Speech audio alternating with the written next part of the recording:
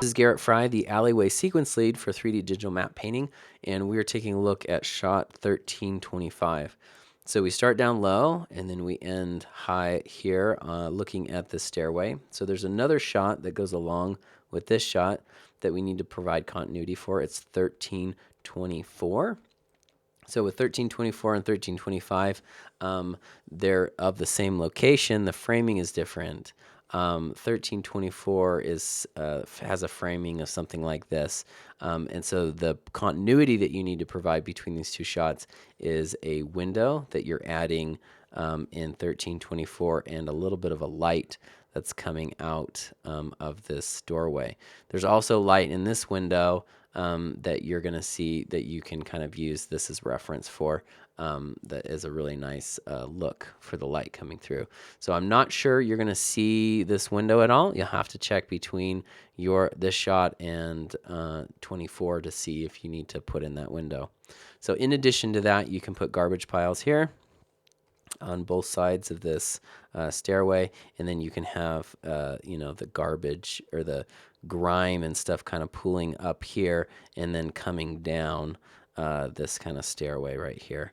I would kind of leave it a little bit bare up here so you don't have to provide continuity of these little grunge patches between these two shots, and just kind of focus on it's like more grimy at the bottom.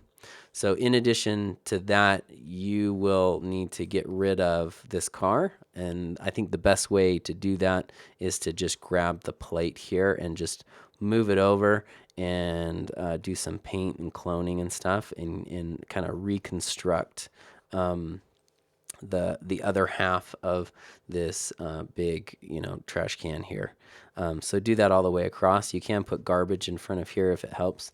Then it's taking up less space over there. So in addition to having continuity between 1324, you also need to have continuity for another shot 1328. So for 1328, it's going to be, the framing of it is going to kind of be down here. And so we're looking at all of this grime and garbage piles. So between, this shot, 1324 and 1328, you're kind of having to keep all of those in mind because those are all kind of in the edit, they're all next to each other, and you need to provide a nice continuity between those.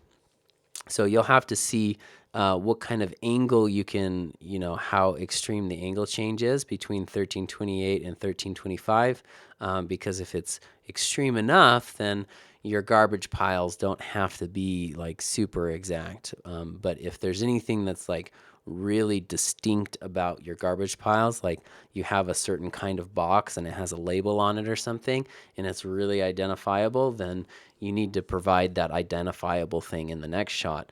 But if it's like a white or black trash bags, then, and it's kind of, for this shot, it's a little bit flat, and then the other shot, it's like a little bit round, and it's a different angle, then it really kind of doesn't matter. So you'll have to look at those two shots and kind of, skip between them and be like, does that look like the same garbage pile? And sometimes if you have some things that aren't matching exactly, but you have one thing that is really identifiable that you can tell between the two shots, then people will look towards the identifiable thing and be like, oh yeah, those are the same garbage piles. And they don't look at the nondescript things. And so you can get away with a lot that way.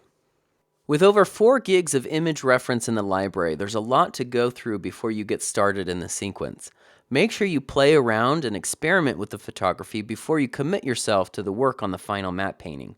All the images are camera raw, so you have a lot of range to play with. Good luck.